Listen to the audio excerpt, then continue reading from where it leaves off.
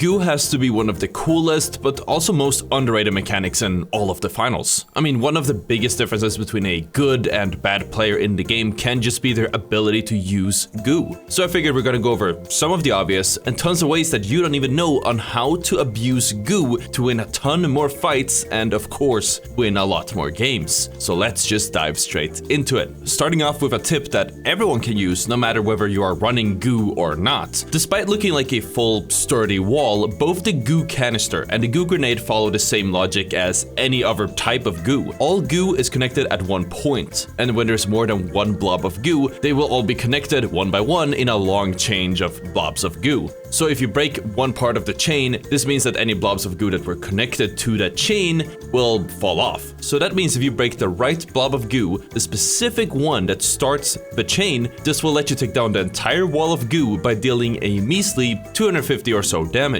So how do you know which blob to break? Let me tell you. When a wall is placed against the floor, you will want to break this blob if it's a GOO canister wall, and this blob for a GOO grenade wall. Keep in mind that this is from the point of view from the person who created the wall, so if you're looking at it from the other side, it would be the opposite, it would actually be this blob. Seeing as this requires a name, we're gonna start calling it the G-spot.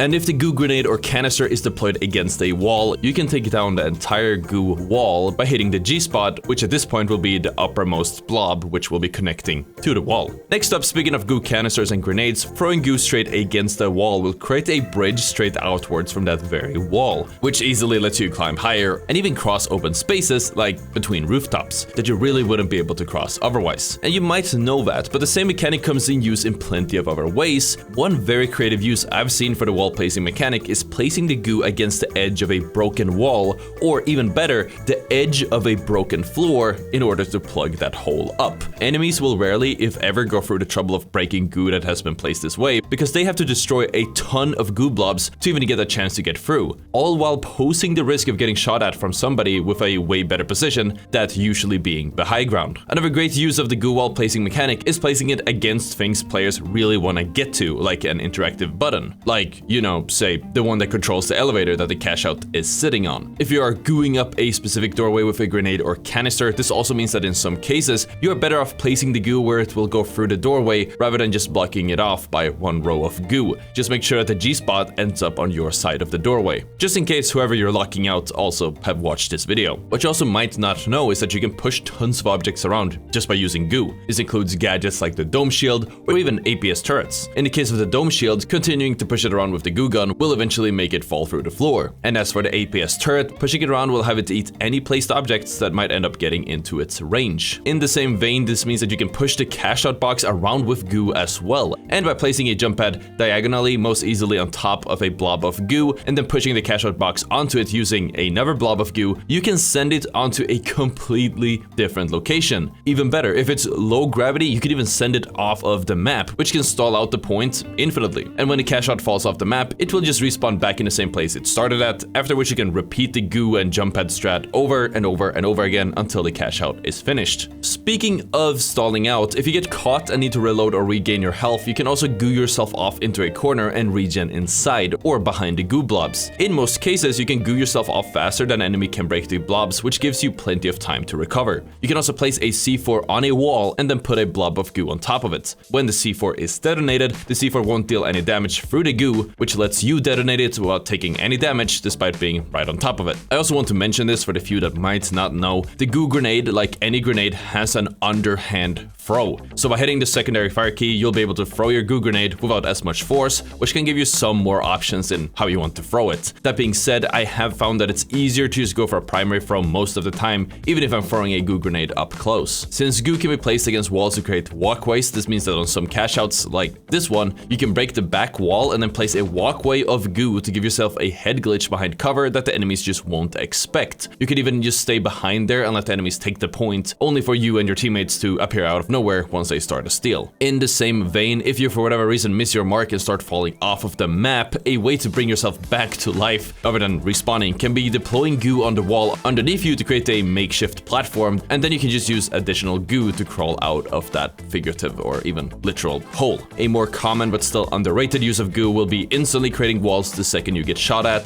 Fortnite style. Just throw a wall on the ground somewhere between you and the enemy and then play around it. You can also place goo on top of or in front of a turret to disable it. And of course, there's the best use of goo of them all. If an enemy is going for a revive or cash out steal, you can also cut off their line of sight by throwing goo on top of them, which if done right can cancel both the revive or cash out with the added bonus of pissing them off. If you hit an enemy with goo most easily with the goo gun, this makes them stuck inside of the goo until it's broken. Follow it up with another blob of goo to keep them in place and maybe even blind them. This can then be followed up with you getting close enough to kill them with something like, say, a sledgehammer. Sticking enemies with a blob of goo has other uses too, like if the enemy is taking a jump pad over a death trap, being hit by goo will rob them of all of their momentum, and once the goo breaks, they're gonna fall to their death. Building off of that, if you're an amazing goo gun specialist, you can even deny an enemy nuke attempt by gooing off their flying barrel mid-air, though this really just looks flashy and it's pretty high risk for, I guess, a decent reward. Another easy use that most enemies don't expect is the goo wall peephole. After you have placed a wall of goo, either with a canister or goo grenade, you can shoot out just one blob of goo to give yourself a murder hole with tons of cover to give yourself an edge in the fight. Since goo is flammable, this means that you can use goo either from a grenade or a canister, or just a goo gun to spread the fire from one point to the other.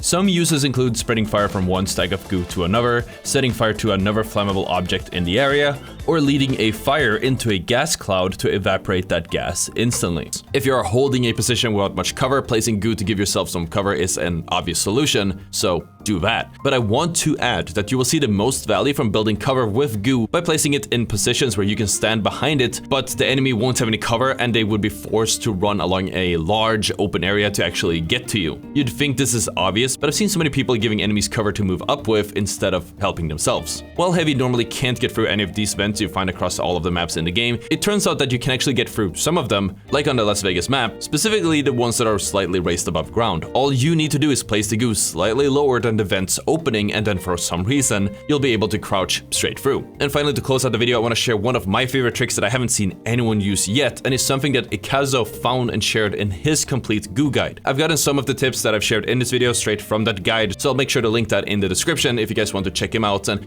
drop a like or subscribe. Anyways, as we have established, goo can be attached to tons of things across the map. What many don't realize is that it can also be attached to moving objects, such as the crane, lifts, or even turrets, like the ones you normally would see on Las Vegas. When these objects move around, the goo will move around with them. And if you've made a massive pillar starting from the turret, it will swing around as the turret targets enemies, which pushes enemies and even props around, causing an insane amount of chaos. Even better, if the turret is close enough and the pillar is long enough, it even has the ability to push the cash out away as well. And that's probably one of the craziest ways that you can abuse goo. If you guys have more tips, let me know in the comments, and if you want to get even better at the finals, check out the video on the screen, and I'll see you all next time. Thank you so much for watching, and peace out.